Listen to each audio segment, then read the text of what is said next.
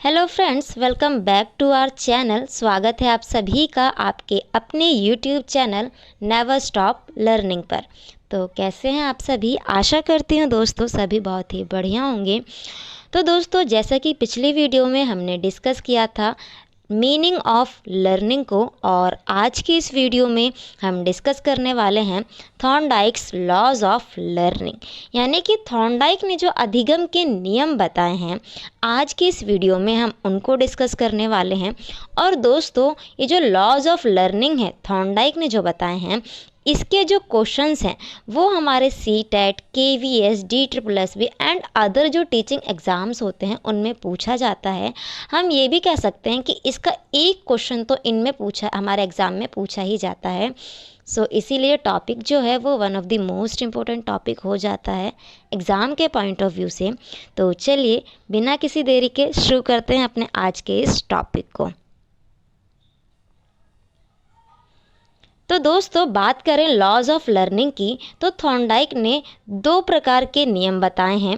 पहला जो है वो है हमारे प्राइमरी लॉज और सेकंड इज़ सेकेंडरी लॉज। जो प्राइमरी लॉज हैं इनको हम हिंदी में बोलते हैं प्राथमिक नियम, और इन्हें हम इसी के साथ प्रमुख या मुख्य नियम के नाम से भी जानते हैं। दूसरा जो लॉ है सेकेंडरी लॉज, इनको हम द्वितीयक नियम या फिर इन्हें हम गौण नियम के नाम से भी जानते हैं। तो चलिए अब हम देखते हैं कि प्राइमरी लॉज कौन कौन से हैं और सेकेंडरी लॉज कौन कौन से हैं। तो दोस्तों, बात करें थॉर्नडाइक ने जो प्राइमरी लॉज बताए हैं, प्राथमिक नियम बताए हैं लर्निंग के, उनकी तो कुल 3 नियम बताए हैं, कुल 3 लॉज बताए हैं किसके? लर्निंग के प्राइमरी लॉज। तो बात करें पहले की, तो पहला जो लॉ है वो है लॉ ऑफ रेडीनेस, जिसे हिंदी में हम बोलते हैं तत्परता का नियम। First law is law of readiness. Second is law of exercise, या इसे हम लॉ ऑफ प्रैक्टिस के नाम से भी जानते हैं। हिंदी में इसे हम कहते हैं अभ्यास का नियम। Third one is law of effect, जिसे हिंदी में हम प्रभाव का नियम कहते हैं। तो जो प्राइमरी लॉज हैं उनकी टोटल संख्या 3 है, जिसमें कि पहला है लॉ ऑफ रेडीनेस, और second is law of exercise या law of practice, and third last one is law of effect. तो चलिए अब हम जो प्राइमरी लॉज हैं थॉर्नडाइक के अकॉर्डिंग, इनको एक एक करके डीपली डिस्कस करते हैं। तो जो फर्स्ट लॉ है वो है लॉ ऑफ रेडीनेस, जिसे हम हिंदी में तत्परता का नियम कहते हैं। अब दोस्तों, ये जो वर्ड है रेडीनेस, अगर हम इसे देखें तो इसको पढ़ते ही हमारे माइंड में जो कुछ चीज़ें आती हैं, जैसे कि हम देखते हैं कि इसका हम जो यूज़ करते हैं अपने लाइफ में, डेली लाइफ में तैयारी के लिए करते हैं कि हम किसी चीज़ के लिए प्रिपेयर होते हैं ना। तो ऐसे ही थॉर्नडाइक ने कुछ अपने इस लॉ में कहा है कि थॉर्नडाइक के इस नियम के अनुसार किसी भी कार्य को हम तब तक नहीं सीख सकते जब तक हम उस कार्य को सीखने के लिए शारीरिक, मानसिक, सामाजिक व भावात्मक रूप से तैयार ना हों। अर्थात किसी भी कार्य को सीखने के लिए पूर्ण रूप से तैयार होना अति आवश्यक होता है। दोस्तों, लॉ ऑफ रेडीनेस, तत्परता का नियम जो थॉर्नडाइक ने दिया है, इसके अनुसार हमें अगर कोई भी काम करना है या कोई भी चीज़ सीखनी है तो उसको हम तब तक नहीं सीख सकते जब तक हम उसके लिए पूरी तरीके से मतलब शारीरिक रूप से, मानसिक रूप से, सामाजिक व भावात्मक रूप से तैयार ना हो। कोई भी चीज़ अगर हमें सीखनी है तो उसके लिए हमें पूरी तरीके से तैयार होना ज़रूरी है, अति आवश्यक है। अब चलिए इसको अपने एक एग्जाम्पल से समझते हैं। मान लीजिए आप एक टीचर हैं और आप अपनी क्लासरूम में एक लेसन डिलीवर करने जाते हैं। जब आप क्लासरूम में एंटर करते हैं तो आप देखते हैं कि कुछ बच्चे अपना टिफ़िन खोल के खाना जो है उसमें वो खा रहे होते हैं। अब आप तो गए हैं लेसन डिलीवर करने। अब एज अ टीचर आप क्या करेंगे? आप जाते ही अपना लेसन डिलीवर करने लगेंगे, या फिर आप पहले बच्चों को उनकी जो नीड है वो फुलफ़िल करने देंगे? तो अगर आप देखें तो आप अगर जाएंगे और सीधे लेसन डिलीवर करने लगेंगे तो जो चीज़ आप बताना चाहते हैं अपने लेसन से या फिर जो चीज़ आप सिखाना चाहते हैं, क्या वो बच्चा उसे सीख पाएगा? तो हम कहेंगे कि नहीं। क्यों? क्योंकि बच्चा अभी प्रिपेयर नहीं है। जो बच्चा है वो रेडी नहीं है सीखने के लिए। क्यों? क्योंकि उसे भूख लगी हुई है, क्योंकि उसकी जो फिज़िकल नीड है वो अभी फुलफ़िल नहीं हुई है। वो फिज़िकली प्रिपेयर नहीं है, शारीरिक रूप से तैयार नहीं है वो चीज़ सीखने के लिए या फिर जो चीज़ आप सिखाना चाहते हो उसे सीखने के लिए, है ना? तो यही थॉर्नडाइक का कहना है कि अगर हमें कोई भी चीज़ सीखनी है तो उसके लिए हमें सभी तरीक़ों से शारीरिक, मानसिक, सामाजिक, भावात्मक रूप से क्या होना होगा? तैयार होना होगा पूरी तरीके से, तभी हम उस चीज़ को अच्छे तरीके से सीख पाएंगे। ठीक है, तो ये है लॉ ऑफ रेडीनेस। आशा करती हूँ दोस्तों कि आपको ये समझ आया होगा। चलिए अब चलते हैं सेकंड लॉ पे। तो सेकंड लॉ है हमारा लॉ ऑफ प्रैक्टिस, या फिर इसे हम एक और नाम से जानते हैं लॉ ऑफ एक्सरसाइज। अब दोस्तों ये जो लॉ ऑफ एक्सरसाइज है या लॉ ऑफ प्रैक्टिस है, इसे हम हिंदी में बोल रहे हैं अभ्यास का नियम। ये होता क्या है? तो थॉर्नडाइक का अधिगम का यह नियम बताता है कि हमें किसी भी कार्य को सीखने के लिए उसे बार बार, यहाँ पर एक जो शब्द आया है से, इसको कट कर लीजिएगा, यहाँ पर लिखिएगा करते, ऐड कर लीजिएगा, इसे करते रहना चाहिए जिससे कि वह हमारी स्मृति में बना रहे। अब दोस्तों जो थॉर्नडाइक का लॉ ऑफ प्रैक्टिस है, इसका कहना है कि हमने कोई भी चीज़ सीखी या हमने कोई भी काम किया तो हमें क्या करना है? उसको बार बार दोहराते रहना है, बार बार उसकी प्रैक्टिस करते रहनी है, बार बार उसका अभ्यास करते रहना है, ताकि वो हमारी मेमोरी में, हमारी स्मृति में क्या बना रहे। और अगर हम बार बार अभ्यास करते हैं, बार बार क्या करते हैं? प्रैक्टिस करते हैं, तो वो हमारी मेमोरी में बना रहेगा और हम उसका क्या कर पाएंगे? यूज़ कर पाएंगे। और अगर हम बार बार उस चीज़ की जो हमने सीखा था उसकी प्रैक्टिस नहीं करते हैं, हम एक बार करके छोड़ देते हैं, तो वो हमारी मेमोरी से धीरे धीरे गायब होता चला जाएगा।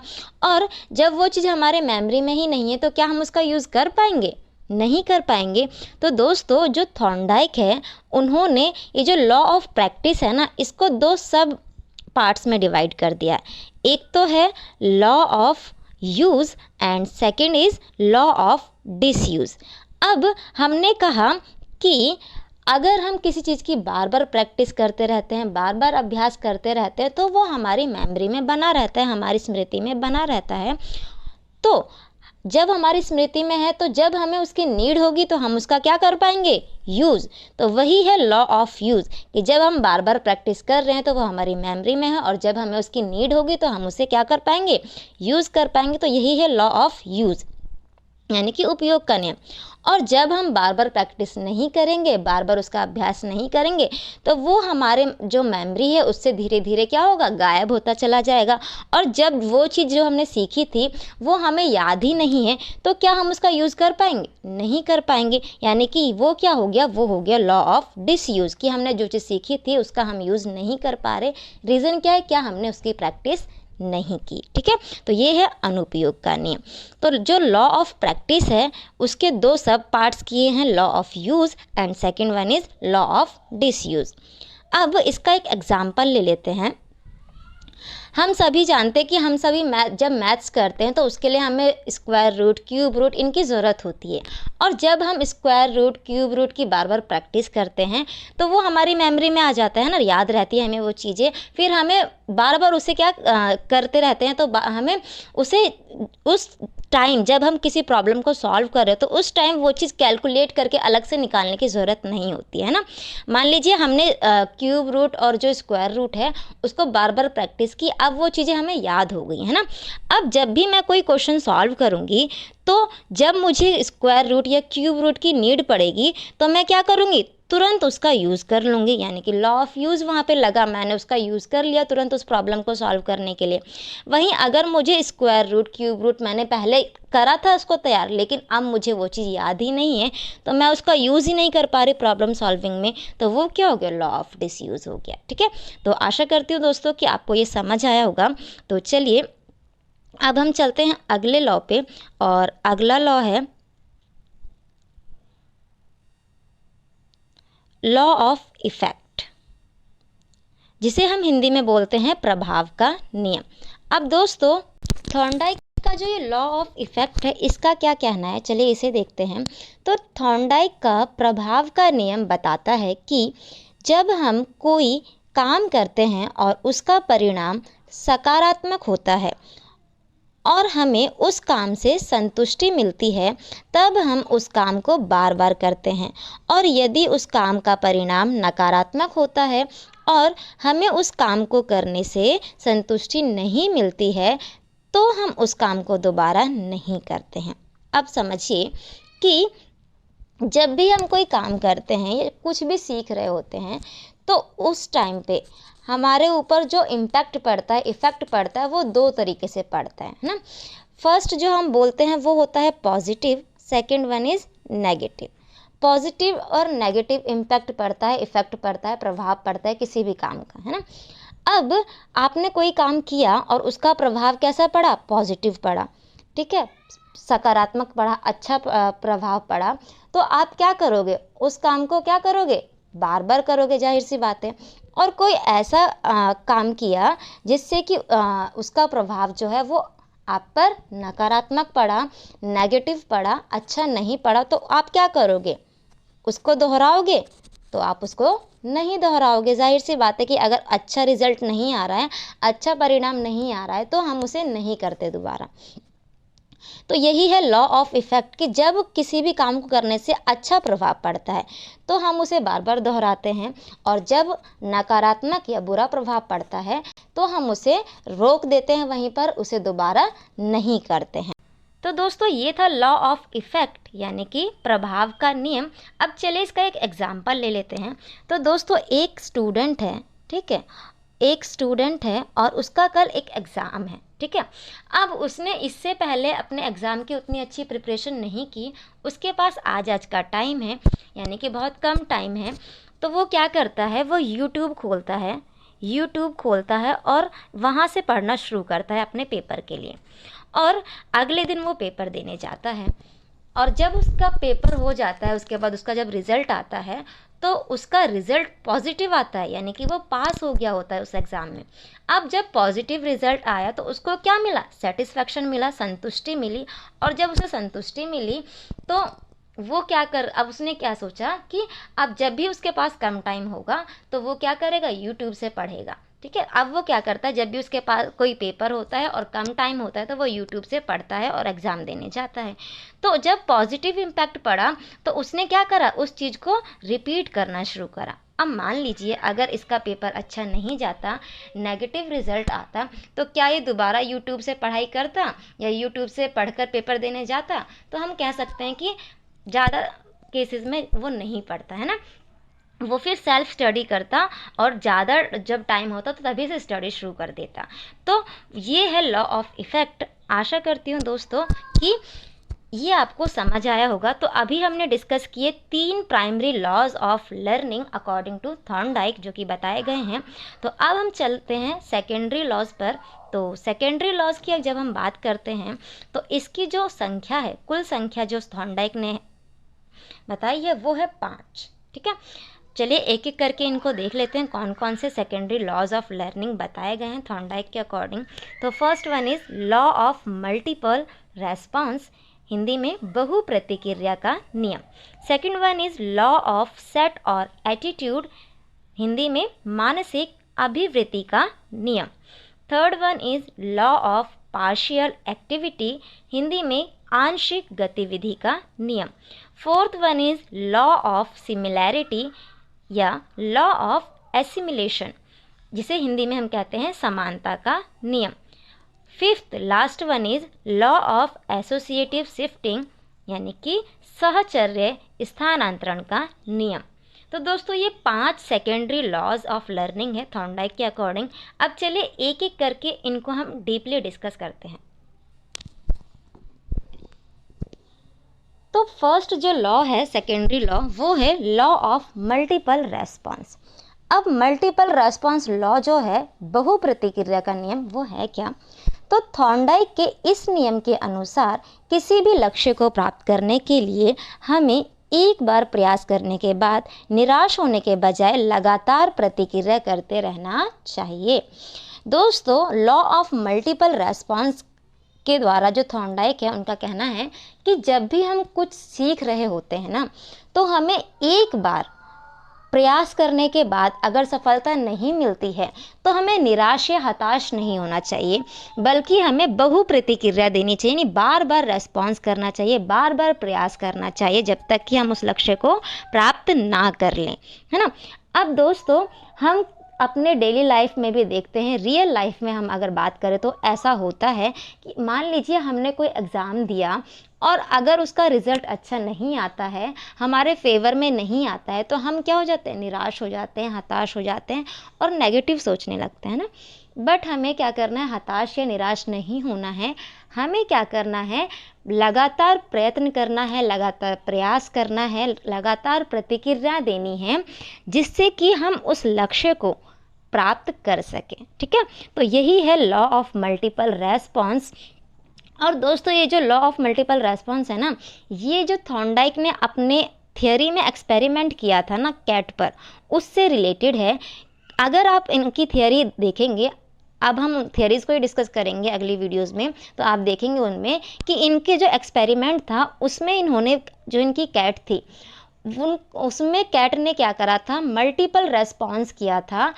उस पिंजरे से बाहर आके जो बाहर प्लेट में मछली रखी हुई थी उसको प्राप्त करने के लिए उसने कई बार रेस्पॉन्स किए, कई बार प्रतिक्रियाएं दी, तब जाके वो उसको खोलकर जो फिश थी बाहर प्लेट में उसको खा पाई थी। तो वही इनका कहना है कि जिस तरीके से जो बिल्ली है उसने लगातार प्रयत्न के द्वारा, लगातार प्रतिक्रिया के द्वारा क्या करा, जो पिंजरा है उसको लीवर दबाकर खोलना सीख लिया और मछली को प्राप्त कर लिया, उसी तरीके से हमें किसी भी चीज़ को सीखने के लिए लगातार मल्टीपल रेस्पॉन्स करते रहना चाहिए।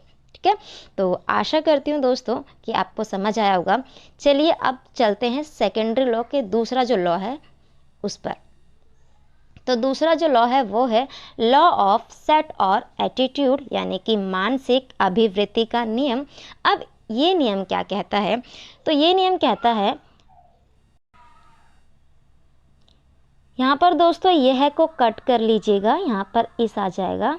हाँ, तो इस नियम के अनुसार हमें किसी भी चीज़ को सीखने के लिए हमेशा सकारात्मक दृष्टिकोण रखना चाहिए। अब दोस्तों, लॉ ऑफ सेट और एटीट्यूड जो है इसके अनुसार थॉर्नडाइक का कहना है कि हमें जब भी हम कुछ सीख रहे हो ना, तो हमेशा पॉजिटिव, सकारात्मक जो एटीट्यूड है, दृष्टिकोण है, वो बनाए रखना है। तभी हम उस चीज़ को बेहतर तरीके से सीख पाएंगे और जल्दी सीख पाएंगे। अब दोस्तों, जब भी हम कोई चीज़ सीख रहे होते हैं, कुछ कर रहे होते हैं ना, तो हमारे माइंड में दो तरीके के हम कहें कि विचार आते हैं। एक तो पॉजिटिव होता है, एक नेगेटिव, है ना। थॉट्स जो होते हैं वो नेगेटिव पॉजिटिव हमारे माइंड में चलते रहते हैं। तो हमें क्या करना है, नेगेटिव जो पॉइंट्स हैं ना उनको पॉजिटिव वे में लेकर आना है और हमेशा पॉजिटिव एटीट्यूड बनाकर रखना है। क्योंकि हम किसी भी चीज़ को तभी बेहतर तरीके से सीख सकते हैं जब तक हम उसमें क्या करेंगे, सकारात्मक रहेंगे, पॉजिटिव एटीट्यूड रखेंगे। तो यही है लॉ ऑफ सेट और एटीट्यूड कि हमें हमेशा पॉजिटिव एटीट्यूड के साथ चीज़ों को सीखना चाहिए। अब इसको हम अगर थॉर्नडाइक के एक्सपेरिमेंट में जो कैट थी उससे रिलेट करें तो हम देख पाएंगे कि जो कैट थी ना, बिल्ली जो थी, उसने भी अपना जो एटीट्यूड था वो पॉजिटिव रखा था, वो निराश नहीं हुई थी, उसने बार बार प्रयास करा विद पॉजिटिव एटीट्यूड, सकारात्मक दृष्टिकोण के साथ उसने क्या करा, लगातार प्रयास किया था, तभी वो सक्सेस उसको मिली थी, यानी कि उसने पिंजरा खोलना सीखा और उस जो मछली थी बाहर उसे प्राप्त कर पाई थी। तो यही थॉर्नडाइक का लॉ है, लॉ ऑफ सेट और एटीट्यूड, कि हमें हमेशा पॉजिटिव एटीट्यूड रखना है। तो आशा करती हूँ दोस्तों कि आपको समझ आया होगा। चलिए अब चलते हैं अगले लॉ पे। तो अगला जो लॉ है वो है लॉ ऑफ पार्शियल एक्टिविटी, यानी कि आंशिक गतिविधि का नियम। अब ये लॉ क्या कहता है, तो इस नियम के अनुसार किसी भी कार्य को सीखने के लिए हमें सबसे पहले छोटी से छोटी गतिविधियों से शुरू करना चाहिए, फिर धीरे धीरे बड़ी गतिविधियों की ओर बढ़ना चाहिए। अब दोस्तों, लॉ ऑफ पार्शियल एक्टिविटी यानी आंशिक गतिविधि का नियम क्या कहता है कि जब भी हम कोई चीज़ सीखना शुरू करते हैं ना, तो हमें पहले छोटी छोटी एक्टिविटी से शुरू करना चाहिए। उसके बाद हमें बड़ी बड़ी गतिविधियों की ओर बढ़ना चाहिए। ठीक है, छोटे से शुरू करो और बड़े की ओर बढ़ते चलो। कौन सा लॉ है? Law of partial activity. ठीक है, तो चलिए अब चलते हैं अगले लॉ पे। तो अगला जो लॉ है वो है हमारा लॉ ऑफ सिमिलैरिटी या एसिमिलेशन, और इसे हम हिंदी में समानता का नियम कहते हैं। तो थॉर्नडाइक के इस नियम के अनुसार हमें हमेशा नवीन ज्ञान को पूर्व ज्ञान के साथ जोड़कर सीखने का प्रयास करना चाहिए। यानी कि इस नियम के अनुसार थॉर्नडाइक कह रहे हैं कि जब भी हम कोई चीज़ सीख रहे होते हैं ना, तो उस चीज़ को हमने पहले जो चीज़ सीखी है उनके साथ जोड़कर सीखना चाहिए। इससे क्या होगा? तो इससे हम चीज़ों को बहुत जल्दी सीख पाएंगे, और जब आप रिलेट करके चीज़ों को सीखते हो ना, तो वो चीज़ जो है ना वो लाइफ लॉन्ग हमें याद रहती है, हमारी मेमोरी में बनी रहती है। तो हमें क्या करना है? लॉ ऑफ सिमिलैरिटी को भी फॉलो करना चाहिए जब हम कोई भी चीज़ सीख रहे होते हैं। तो चलिए अब चलते हैं आखिरी लॉ पे, law of associative shifting. Law of associative shifting, और इसे हिंदी में हम बोलते हैं सहचर्य स्थानांतरण का नियम। इसको नियम कर लीजिएगा। अब दोस्तों, इस नियम का क्या कहना है? तो इस नियम के अनुसार हमें सीखे गए ज्ञान को उससे संबंधित नवीन व परिवर्तित स्थिति में प्रयोग करते रहना चाहिए, जिससे कि वह हमारी स्मृति में बना रहे। यानी कि दोस्तों, कि हमने कोई भी चीज़ सीखी है ना, तो उसको हमें उससे रिलेटेड कोई सिचुएशन हमारे सामने आती है तो उसमें हमें उसका यूज़ करते रहना चाहिए। अब जब हम इसका यूज़ करते रहेंगे तो वो क्या होगी? हमारे बिहेवियर में बनी रहेगी, या कहें कि हमारी मेमोरी में बनी रहेगी। अब इसका एक एग्जांपल ले लेते हैं। जैसा कि हम सभी को हमारे स्कूल टाइम में सिखाया जाता है कि हमें एक अच्छा जो आंसर है वो कैसे लिखना है, यानी कि आंसर राइटिंग का फॉर्मेट हमें बताया जाता है कि किस तरीके से हमें हेडिंग डालनी है, किस तरीके से सब हेडिंग डालनी है। तो हमने वो चीज़ वहाँ पर सीख ली। अब जब स्कूल ख़त्म होने के बाद हम कॉलेज में आते हैं तो सिचुएशन चेंज हो जाती है। वहाँ पर जो आंसर होता है वो शॉर्ट होता है, और यहाँ पर जो आंसर होता है वो आपको लेंथी आंसर लिखना होता है। तो लेकिन फॉर्मेट आप वो यूज़ कर रहे होगे अगर इसमें, तो आपको क्या रिलेटेड लगेगा कि वहाँ भी आंसर राइटिंग था, यहाँ भी आंसर राइटिंग है। तो आप क्या कर सकते हो? आप वो जो फॉर्मेट आपको स्कूल में सिखाया गया था आंसर राइटिंग का, उसका कॉलेज में यूज़ कर सकते हो, क्योंकि वो क्या यूज़फुल रहेगा। वहाँ पर आप हेडिंग, सब हेडिंग उसके अकॉर्डिंग डालोगे तो आप वहाँ पर वो चीज़ यूज़फुल रहेगी। तो आपने क्या करा? जो चीज़ आपने पहले सीखी थी उसका यूज़ किया, कहाँ पर? न्यू सिचुएशन में, परिवर्तित सिचुएशन में, उससे रिलेटेड सिचुएशन में। तो वही चीज़ जो हम करते हैं वही क्या है? एसोसिएटिव शिफ्टिंग है। ठीक है, लॉ ऑफ एसोसिएटिव शिफ्टिंग वही कहता है। तो ये थे लॉज ऑफ लर्निंग, जिसमें कि हमने दो तरीके के लॉज देखे जो कि थॉर्नडाइक ने बताए हैं। फर्स्ट हमने देखा प्राइमरी लॉज।